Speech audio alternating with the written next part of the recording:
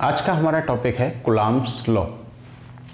Basically coulomb जी जो हैं वो न्यूटन साहब से बहुत ज़्यादा प्रभावित थे और उन्होंने उन्हीं के लॉ ऑफ ग्रेविटेशन को देखते हुए ये फॉर्मूला तैयार किया था। कूलम्ब्स लॉ हमें ये बताता है कि दो चार्जेस के बीच में जो एक दूरी पर रखे हुए हैं उन दोनों के बीच में लगने वाला फोर्स कितना होगा। So let's start with the Coulomb's law. So the definition of Coulomb's law is this, that the product of two charges and the distance between them, and that distance is in square, is inversely proportional, and the product of masses is directly proportional to the force which is exerted by the charges on each other. So again we will discuss the define that according to the Coulomb's law, the force between two charges is directly proportional to the product of their charges and inversely proportional to the square word को थोड़ा ध्यान दीजिए, square of distance between two charges, inversely proportional और distance के वो inversely proportional है। So let's start. We are having two charges Q1 and Q2, and there is a distance between these two charges and this distance is R. So according to the Coulomb's law, जो Coulomb जी ने कहा है कि force between the charges is directly proportional to charge, force between charges is directly proportional to charge, force between charges is inversely proportional to the square of distance between the charges. इसको हम combine करेंगे तो हम देखेंगे force is directly proportional to Q1 into Q2 upon R square. यहाँ पर एक question arise होता है कि ये हमने Q1 Q2 क्यों लिया। हम ऐड भी तो कर सकते थे, सब्ट्रैक्ट भी कर सकते थे, लेकिन हमने प्रोडक्ट ही किया। बेसिकली हमने प्रोडक्ट इसलिए किया क्योंकि जब प्रैक्टिकली दो चार्जेस को रखकर वैल्यूज को फाइंड आउट किया गया लगने वाली फोर्सेस की, तो जब हमने ऐड किया, हमने सब्ट्रैक्ट किया, हमने डिवाइड किया, तो हमें एप्रोप्रिएट वो वैल्यू नहीं मिली जो प्रैक्टिकली हमें मिल रही थी। लेकिन जब हमने इन दोनों का प्रोडक्ट किया तो हमें एक्चुअल में वो वैल्यू मिलने लगी जो वैल्यू प्रैक्टिकली आ रही थी, वही वैल्यू हमें थ्योरेटिकली इस फॉर्मूले की मदद से भी मिलने लगी। That's why we did the product, क्योंकि मैथमेटिक्स में हमारे पास चार ऑपरेशन हैं, हम प्रोडक्ट करते हैं, हम डिवीजन करते हैं, हम ऐड करते हैं और सब्ट्रैक्ट करते हैं। इसमें से हमने ये वाला ऑप्शन चुना क्योंकि इसके बेस पर ही मिलने वाली फोर्स की वैल्यू एक्यूरेट आ रही थी, जो एक्चुअल में प्रैक्टिकली मिल रही थी उसके बराबर। चलिए, तो ये एक फॉर्मूला हो गया जिससे हम क्या निकाल सकते हैं, फोर्स दो चार्जेस के बीच में। लेकिन ये फॉर्मूला तब तक नहीं होगा जब तक इसके बीच से ये प्रोपोर्शनलिटी साइन हटाया नहीं जाएगा, क्योंकि प्रोपोर्शनलिटी साइन जब तक है तब तक ये फॉर्मूला नहीं है। ये सिर्फ रिलेशन बता रहा है कि इस क्वांटिटी के बढ़ने पर ये बढ़ेगा और इसके बढ़ने पर ये घटेगा। तो जब प्रोपोर्शनलिटी साइन को रिमूव करते हैं, on removing proportionality sign we apply constant. हम यहां पर एक कांस्टेंट लगा देंगे और ये कांस्टेंट होगा k। तो F is equals to k Q1 Q2 upon R square. This is the required formula to determine the force between two charges kept at a distance r. इस फॉर्मूले की मदद से हम बता पाएंगे दो चार्जेस पर लगने वाला फोर्स जो r डिस्टेंस पर एक दूसरे से अलग रखे हुए हैं, तो वो कितना फोर्स एक्सर्ट कर रहे हैं, ये मैथमेटिकली हमें ये फॉर्मूला वैल्यू देगा। Now what is this k? इस k को जब प्रैक्टिकली एनालिसिस किया गया तो इस k की वैल्यू थी k is equals to 9 into 10 to the power 9। k is equals to 9 into 10 to the power 9, और ये वैल्यू भी हमारी, क्योंकि फोर्स है तो न्यूटन में थी। ओके, उसके बाद जब हमने इन दोनों चार्जेस की फोर्स को मेजर किया, हमने इन दोनों चार्जेस को लिया और इन दोनों चार्जेस को लेकर अपने घर पर लगने वाले फोर्स को मेजर किया। उसके बाद हम इन दोनों चार्जेस को लेकर रिलेटिव्स के घर गए, वहां भी हमने चेक किया तो हमने देखा फोर्स उतनी ही है। लेकिन जब इन दोनों चार्जेस को ले जाकर पानी के अंदर चेक किया गया, माइका को बीच में रखकर चेक किया गया, तो हमने देखा कि फोर्स जो है डिक्रीज हो गई है। यानी कि दो चार्जेस के बीच में मीडियम डालने पर फोर्स डिक्रीज हो रही है। अब वो फोर्स नहीं है जो फोर्स एयर पे थी। तो वहां से कंसेप्ट निकल कर आया, और वो कंसेप्ट क्या कहता है? वो कंसेप्ट ये कहता है कि जब दो चार्जेस के बीच में आप मीडियम लगाएंगे तो फोर्स में चेंज होगा। जो फोर्स एयर में वो एक दूसरे के ऊपर लगा पा रहे थे, वो इस मीडियम के उन दोनों के बीच में आने के बाद नहीं लगा पाएंगे। क्यों? क्योंकि मीडियम के पास अपनी एक प्रॉपर्टी होती है, मीडियम के पास अपनी एक प्रॉपर्टी होती है, और वो प्रॉपर्टी अलाउ करती है इलेक्ट्रिक फोर्स कितनी एग्जर्ट होगी, ये वो देखती है। ये उसकी जिम्मेदारी है कि कितना फोर्स लगे, वो प्रॉपर्टी अलाउ करती है। उसके अलाउ करने वाली कितना अलाउ करती है और कितना जाने से रोकती है, उस चीज को कहते हैं permittivity. That is known as permittivity. यानी कि परमिटिविटी एक मटेरियल की प्रॉपर्टी है। Permittivity is the property of the material, और ये प्रॉपर्टी क्या करती है? ये जो एक चार्ज दूसरे चार्ज पर फोर्स लगाएगा वो कम और ज्यादा होगा इसके बेस पर। देखिए, ये चार्ज हमने लिया, ये चार्ज 10 न्यूटन लगा रहा था एयर में, यहां भी 10 लगा रहा था, वहां भी 10 लगा रहा था, हर जगह 10 लगा रहा था। लेकिन पानी में जब ले गए तो इन दोनों के बीच में वाटर आ गया, तो हमने देखा कि वो 2 हो गई, 1 हो गई, 5 हो गई, लेकिन 10 नहीं रही। यानी कि 10 से वेरी कर गई। दैट मीन्स मटेरियल भी उन दोनों के बीच में आने के बाद उन दोनों की फोर्सेस को इफेक्ट डाल रहा था। अब उस प्रॉपर्टी को हमने परमिटिविटी नाम दिया, लेकिन अब हर जगह परमिटिविटी तो हम लिखेंगे नहीं कि हर जगह यही वर्ड हम लिख दें, तो हमने इसके लिए एक नोटेशन तैयार किया, और वो नोटेशन जो हमने तैयार किया तो वो ये है, और इसको हम कहते हैं epsilon. This is known as epsilon, और ये सिंबल हमने ग्रीक वर्ड से लिया है, और इसको हम कहते हैं एप्सिलॉन। तो एप्सिलॉन हमें ये बताता है कि जो फोर्स एक्सर्ट होना है वो फोर्स जब मीडियम के लगने पर कम हो जाएगा, तो ये हमें बताएगा कि वो कितना कम हो रहा है। चलिए, आफ्टर दैट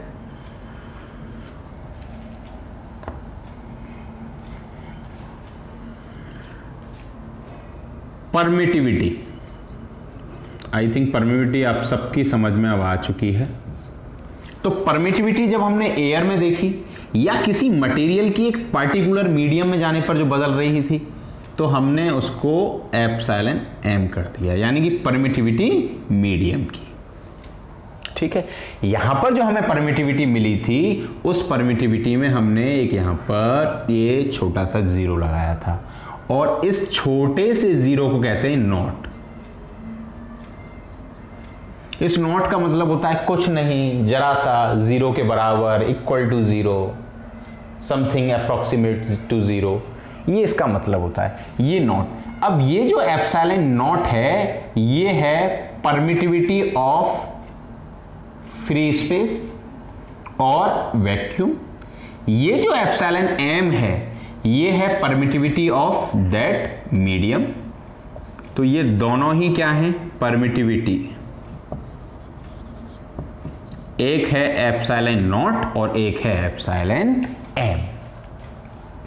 ये जो एप्सिलॉन एम है, ये एग्जैक्ट एक पर्टिकुलर फिक्स्ड परमिटिविटी को बताता है, इसीलिए इसके आगे वर्ड लग जाएगा एब्सोलूट। और इसके आगे भी लग जाएगा एब्सोल्यूट, यानी कि absolute permittivity of medium, absolute permittivity of free space और दी वैक्यूम। लेकिन एक बात यह है कि यही दो चार्जेस थे जिनको हमने एयर में रखा और हमें क्या मिली, हमें मिली फोर्स। यही दो चार्जेस थे जिनको हमने वाटर में रखा और हमें क्या मिली, हमें मिली फोर्स। दोनों ही केसेस में हमें क्या मिला, we got the force. Now what happened, ये जब हमने यहां पर मीडियम में जब रखी तो फोर्स जब हमने एयर में देखी थी तो उसके कंपैरिजन ये कम हो गई, यानी कि फोर्स में क्या हुआ, फोर्स में एक डिक्रीज हुआ। कब, जब हमने दो चार्जेस को एक मीडियम के बीच में रख दिया एयर की बजाय। तो देखिए, जब एयर में रखने पर एक क्वांटिटी हमको मिली और मीडियम में रखने के बाद फिर दोबारा हमें एक क्वांटिटी मिली और उन दोनों में एक वेरिएशन आया, तो वो वेरिएशन कितना है ये उन दोनों का रिलेशन हमें बताता है। देखिए, तो इन दोनों का रिलेशन कि ये क्वांटिटी इससे कितने गुना कम हो गई या ये वाली क्वांटिटी इससे कितने गुना बढ़ गई, ये चीज हमें जो बताएगी वो इन दोनों का कौन बताएगा, इन दोनों का रिलेशन बताएगा। क्या बताएगा, इन दोनों का रिलेशन बताएगा। चलिए मैथमेटिकली हम एक एग्जांपल जरा देख लेते हैं। अगर x 10 है और y 2 है, मैं कहूं x y के कितने टाइम्स है, तो मैं क्या करूंगा, x अपॉन वाई 10 अपॉन 2, तो मैं क्या देखूंगा, 5 मुझे वैल्यू मिलेगी और मैं कहूंगा x is equals to 5y, यानी कि x y का 5 गुना है। तो वो रिलेशन मुझे कैसे मिला, जब मैंने इन दोनों को डिवाइड किया। यहां पर भी यही होगा, ये इससे कितने गुना ज्यादा है, मैंने कम है सॉरी, इन दोनों को डिवाइड कर दिया, यानी कि absolute permittivity of medium divided by absolute permittivity of free space or vacuum will give you a permittivity and that is known as relative permittivity।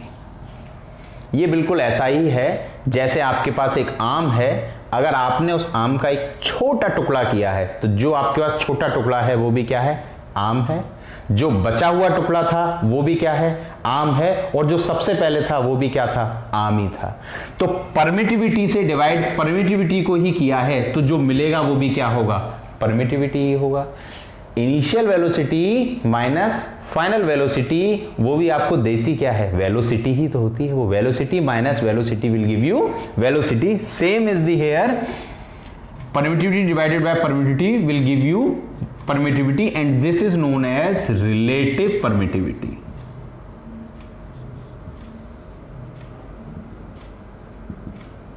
ये कहलाएगी रिलेटिव परमिटिविटी। यानी कि रिलेटिव परमिटिविटी हमें ये बताती है कि ये फोर्स कितना कम हुआ, यानी कि ये इसके कंपैरिजन कितने, ये इसके कितने टाइम्स है।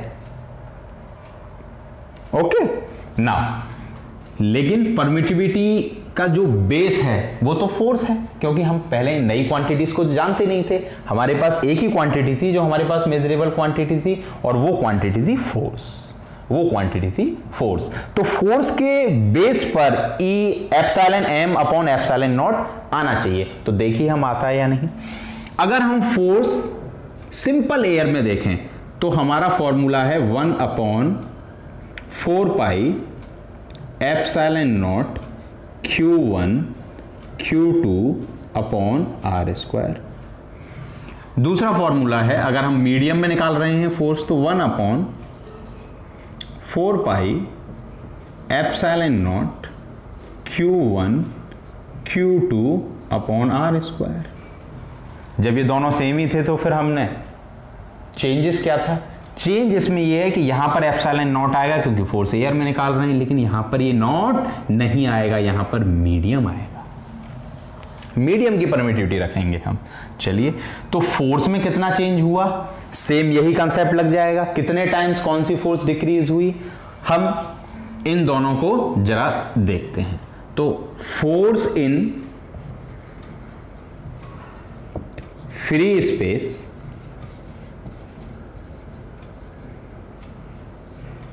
divided by force in medium. Force in free space divided by force in medium, we will get the value. ये क्वांटिटी हमें बताएगी रिलेटिव परमिटिविटी, तभी तो चेंज पता लगेगा कि फ्री स्पेस में जो फोर्स है वो इसके कितने टाइम्स है.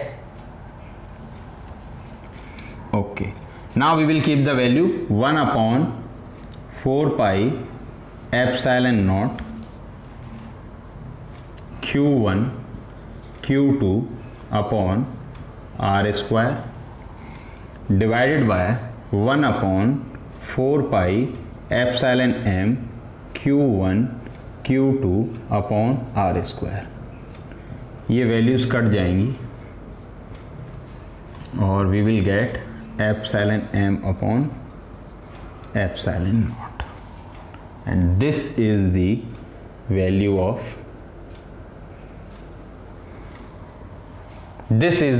Of relative permittivity. ये जो है क्या है, रिलेटिव परमिटिविटी है, और फोर्स के बेस पर हमने उसका फॉर्मूला तैयार कर लिया. यहां तक क्लियर है. चलिए, अब एक नई बात यह है कि इस फॉर्मूले में ये 4 पाई क्यों आया, हमें तो पता ही नहीं है. तो 4 पाई का रीजन है, ये 4 पाई इसलिए आया क्योंकि जब एक चार्ज से फोर्स निकलेगा तो वो चारों तरफ निकलेगा, और जब हम उसका एक सॉलिड एंगल बनाएंगे तो एक पॉइंट का जो चारों तरफ का जो एक एंगल अगर बनकर आता है तो वो 4 पाई आता है. लेकिन जब ये वाला चार्ज इस वाले चार्ज पर क्या लगाएगा, फोर्स लगाएगा, तो हर तरफ से तो लगाएगा नहीं, एक पार्टिकुलर पॉइंट से एक लगाएगा, क्योंकि जब फोर्स लगता है तो वो इलेक्ट्रिक फील्ड लाइंस की मदद से लगाता है, और electric field lines electric field की ही रिप्रेजेंटेशन है, इमेजिनरी रिप्रेजेंटेशन है. कैसी है, इमेजिनरी हमने मान लिया है उसको, लेकिन इलेक्ट्रिक फील्ड जो है वो रियल है, वो इमेजिनरी नहीं है. जब हम आगे पढ़ेंगे तो हम डिस्कस करेंगे. अब क्या होगा, एक इससे फोर्स लगा इस डायरेक्शन में, बाकी डायरेक्शन तो हमारे किसी मतलब के रहे नहीं. तो जब एक कितना फोर्स लगाएगा, ये बिल्कुल ऐसा ही है, क्योंकि चार्ज अपने चारों तरफ क्या है, एक मकड़ी के जाले जैसा बुन लेता है. ठीक है, स्पाइडर वेब में क्या होता है, जैसे ही आकर कोई कीड़ा ट्रैप होता है, स्पाइडर उस थ्रेड को खींचने लगती है और धीरे धीरे वो कीड़ा उसके पास आ जाता है. चार्ज भी ऐसा ही करता है, अपने हर तरफ वो अपना एक रियल फील्ड बना के रखता है, जिसको हमने रिप्रेजेंटेशन इमेजिनरी दिया है. अब वो क्या है, एक पर्टिकुलर पॉइंट से उस पर फोर्स लगाएगा और उसको खींचेगा, लेकिन हर तरफ से 4 पाई एंगल था, तो एक तरफ से कितना होगा, 1/4 पाई होगा. इट विल बी 1/4 पाई. तो वो वैल्यू कितनी होगी, वो होगी लगने वाला फोर्स 1/4 पाई, और ये Q1 Q2 upon R square तो उन्होंने बताया ही है कूलम साहब ने.